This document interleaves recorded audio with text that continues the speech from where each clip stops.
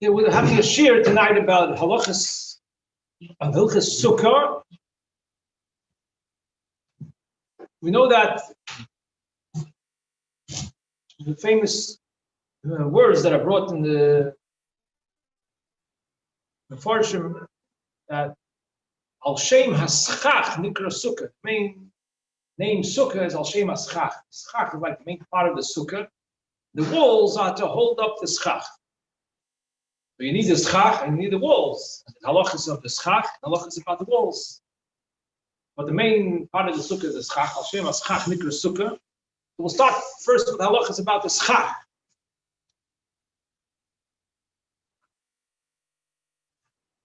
First, we have a general halacha. Who could put on the schach on the sukkah?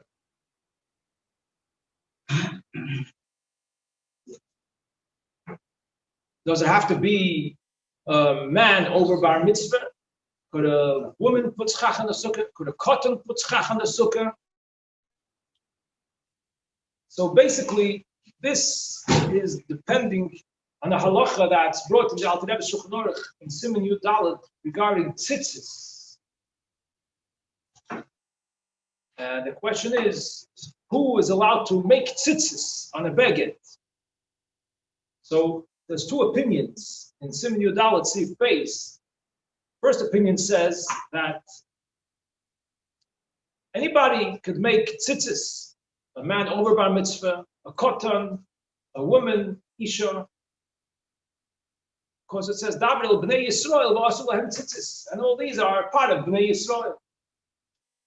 But there's a second opinion, and this is a shita of Rabbeinu Tam. A Tosfos brings in Gittin, after Mem Hey on the base, and Rabbeinu Tam's shita is that anyone who's not mechuyev in the mitzvah cannot make the mitzvah. So since Noshim and Ketanim are not mechuyev in tzitzis, so they can't either make the tzitzis.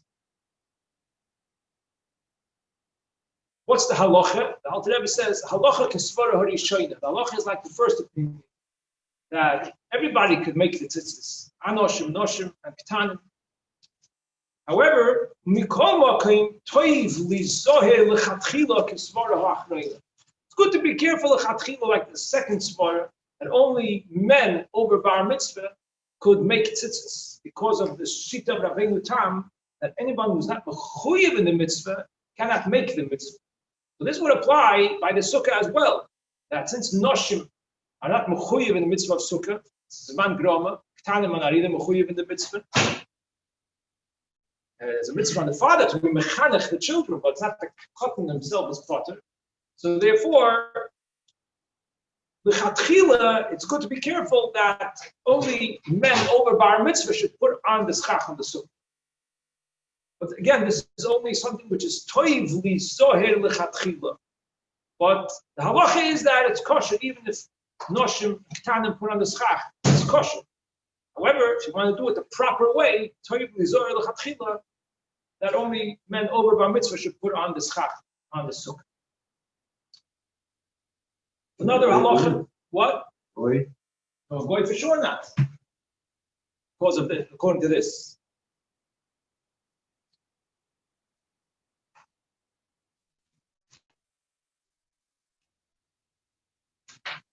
Now, another halacha about putting on the schach is that the schach could only be put on the sukkah once there are already walls.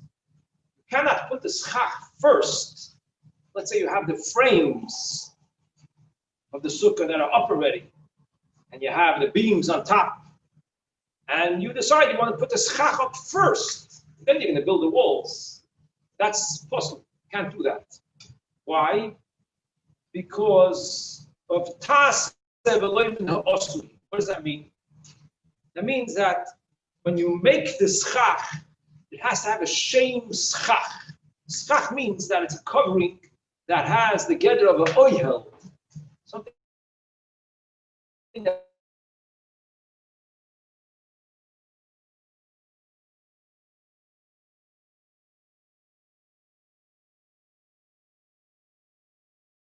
that's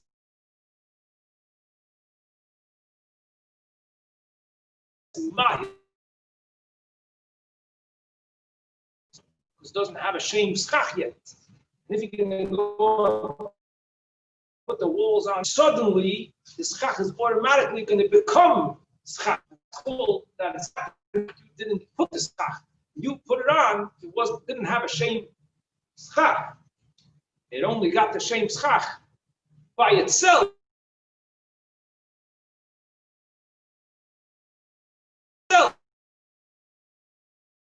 After you put on all the tasks of a living in the way that it should be made by itself, so to say.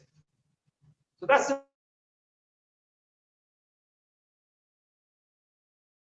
the counter.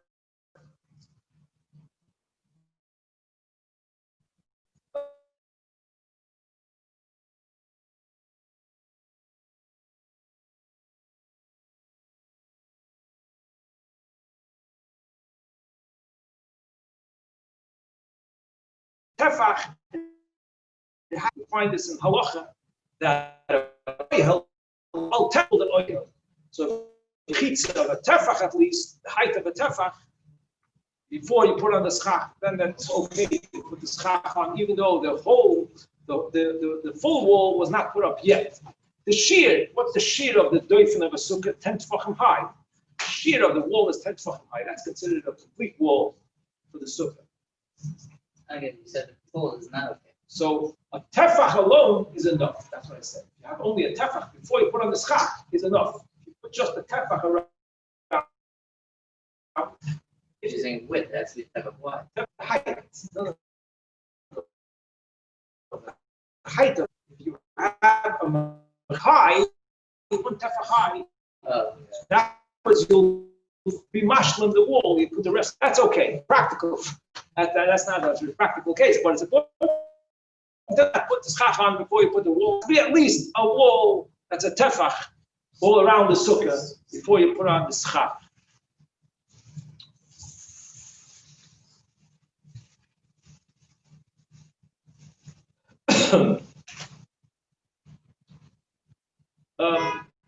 Yeah, I just it's sukkah. You don't need walls to come from the floor all the way up. You need that the floor, the walls should come up 10 tefachim. That's the minimum amount that you need. And as long as the schach is directly on top of the walls, over the walls, even if there's a big hefsek of avir here between the walls and the schach, you can have a very airy sukkah if you want. You just make chitz of 10 tefachim, and then the schach is put with beams over the chitz of 10 tefachim. That's kosher sukkah. You have 4 complete walls. The wall has to be 10 tefachim, that's it. And then you have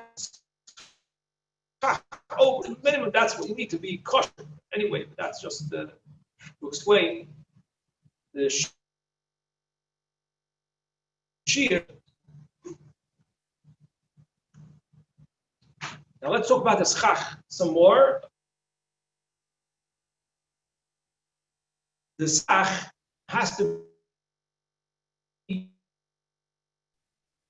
schach has to be strong, that it could, and it won't fly away with a common wind.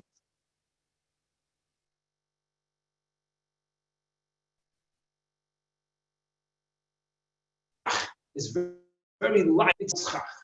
It doesn't have a shem.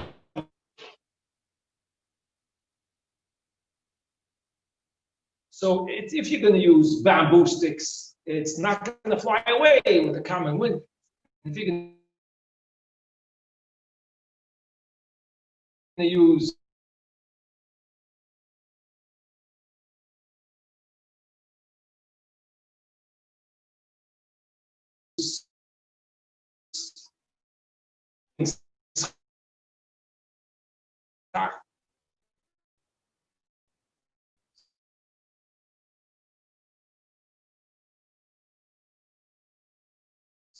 so just putting together a common, it's possible. In other words, you have to do something to make sure that the schach doesn't blow away the ruach mitzuya. So even if you do have this type of mat that's extremely light, and therefore you want to do something to make sure that it won't blow away,